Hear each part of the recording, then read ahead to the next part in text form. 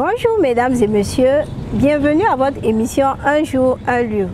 Aujourd'hui nous sommes au centre de prise en charge des victimes de violences basées sur le genre. Suivez-nous.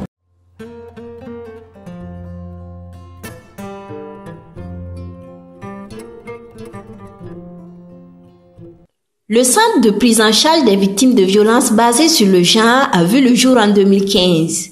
Il a reçu ses tout premiers pensionnaires en 2016. L'ambiance est plutôt calme à notre arrivée. Quelques pensionnaires assises dans la cour vaquent à leur occupation. Une fille de 15 ans environ, manifestement enceinte, attire tout de suite notre attention. Originaire de Kungusi, cette jeune fille que nous allons appeler Asita est victime de mariage forcé. Elle a trouvé refuge dans ce centre depuis plusieurs jours.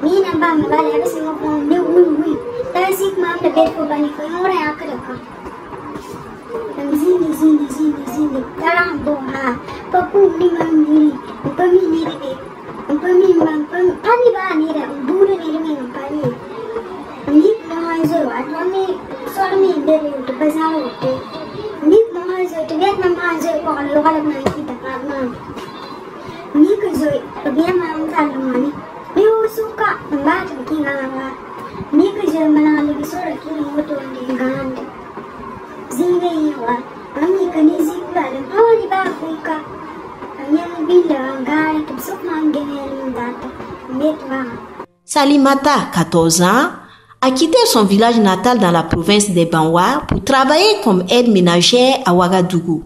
Malheureusement, cette aventure sera des plus amères.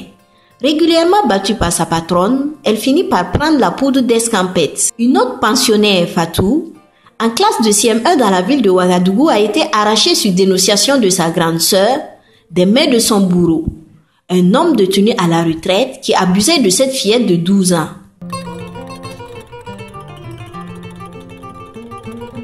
Mariam Kaboré est la responsable du centre.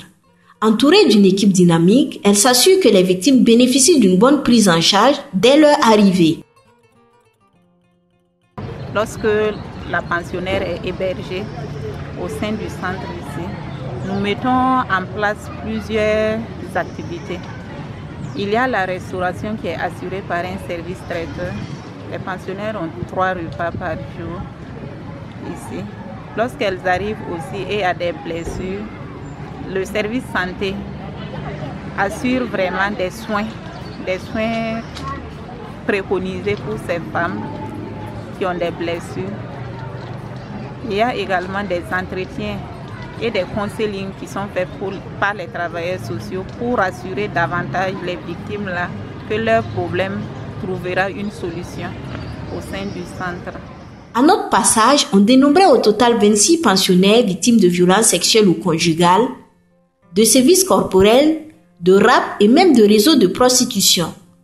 Toutes de sexe féminin, les victimes ont rejoint le centre suite à des dénonciations.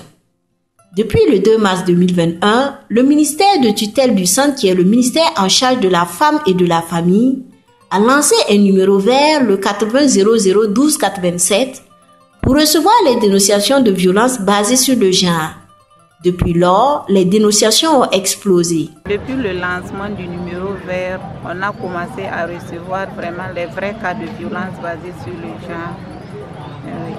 Quand on parle de vrais cas de violences basées sur le genre, il faut signaler que c'est des cas de dénonciation qui ont été faits à travers le numéro vert et nous avons vraiment enregistré ces cas dans nos outils de travail et on a ouvert un dossier pour pouvoir les héberger ici.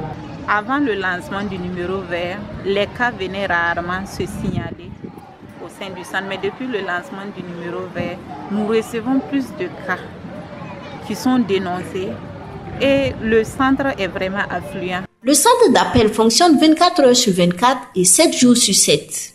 4 équipes de 3 personnes se relaient pour assurer la permanence. En moyenne, 8 appels provenant de tout le pays sont enregistrés par jour. Numéro vert, bonjour. Bonjour, monsieur.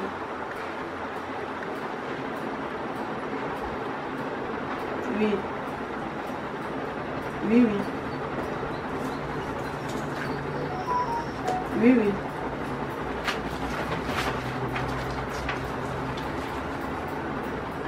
Vous nous appelez d'où?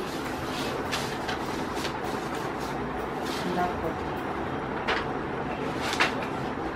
Ok. Vous pouvez m'en dire un peu plus? Les cas de violence basés sur le genre les plus récurrents sont les violences conjugales faites aux femmes. Cependant, il n'y a pas que des femmes victimes de violences basées sur le genre. Les hommes aussi en sont victimes, même si c'est un nombre réduit. Il faut noter qu'il y a des hommes qui sont victimes de violences physiques.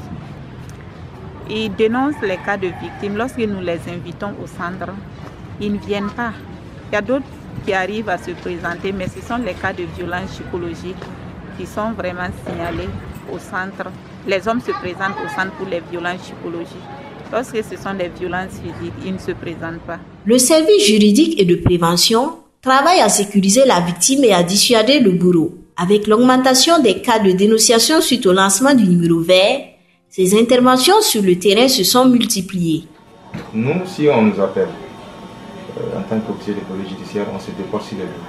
On essaie autant qu'on peut d'extraire la personne d'abord de la situation dans laquelle la personne se retrouve, l'amener ici. On a une salle d'hébergement, salle télé, des jeux de loisirs, de société, tout ça, pour essayer de stabiliser la personne avant de l'introduire chez le psychologue pour voir ensemble ce qu'on peut faire. Mais d'ores et déjà, si la personne a reçu des coups et blessures, avec les autres collègues qui se retrouvent dans le brigade de gendarmerie comme des commissariats de police, il faut d'abord réprimander l'infraction. Une fois au centre, les victimes bénéficient d'un suivi psychologique. Des spécialistes se relaient pour écouter les victimes de violences basées sur le genre, qu'ils soient pensionnaires du centre ou non, afin de les aider à se remettre des effets psychotraumatiques. Les victimes ne viennent pas dans ce centre pour y demeurer éternellement. C'est pourquoi, en plus du suivi psychologique, le centre travaille à la réintégration des victimes dans leur famille. Dans nos paquets d'activités, nous organisons des retours en famille. Mais quand on parle de retour en famille, ce n'est pas systématiquement dans le foyer que la personne retourne, puisque nous faisons la médiation sociale. La médiation sociale, ça implique vraiment d'autres acteurs autres que le bourreau. Donc, ce n'est pas immédiatement que la personne retourne dans le foyer où elle a été victime de violence.